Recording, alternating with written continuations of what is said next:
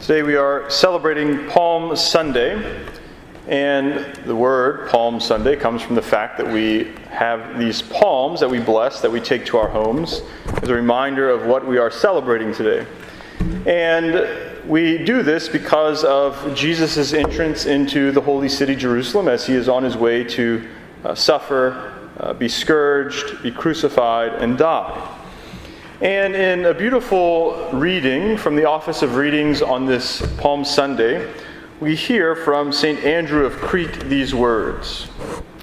"So let us spread before his feet, not garments or soulless olive branches, which delight the eye for a few hours, and then wither, but ourselves, clothed in his grace, or rather, clothed completely in him. We who have been baptized into Christ must ourselves be the garments that we spread before him." Right? So we're not laying down our clothes, we're not putting palm branches, but we need to lay ourselves down. And then he continues, "Let our souls take the place of the welcoming branches as we join today in the children's holy song. Blessed is he who comes in the name of the Lord. Blessed is the King of Israel."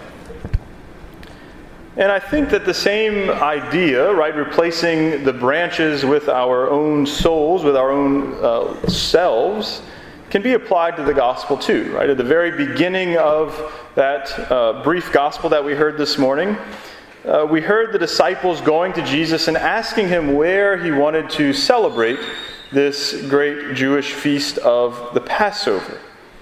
And Jesus responds to them saying, "Go into a city to a certain man and tell him, 'The teacher says, my appointed time draws near.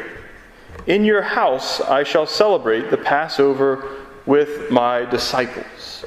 Now Matthew, maybe he knew who the man was, maybe he didn't, but for whatever reason he left the man, that certain man that the disciples were to go to prepare a place for Jesus to celebrate the Passover. He left that man unnamed.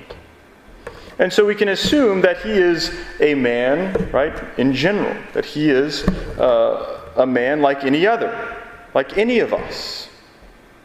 Right? That's the point, I think, that any of us could be that man. And actually, each one of us is that man. Right? We have to become that man.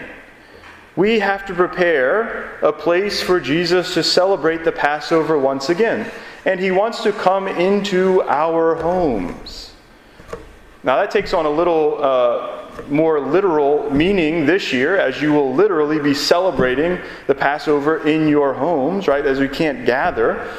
But more so than in the physical home, he wants to come into the home of our soul.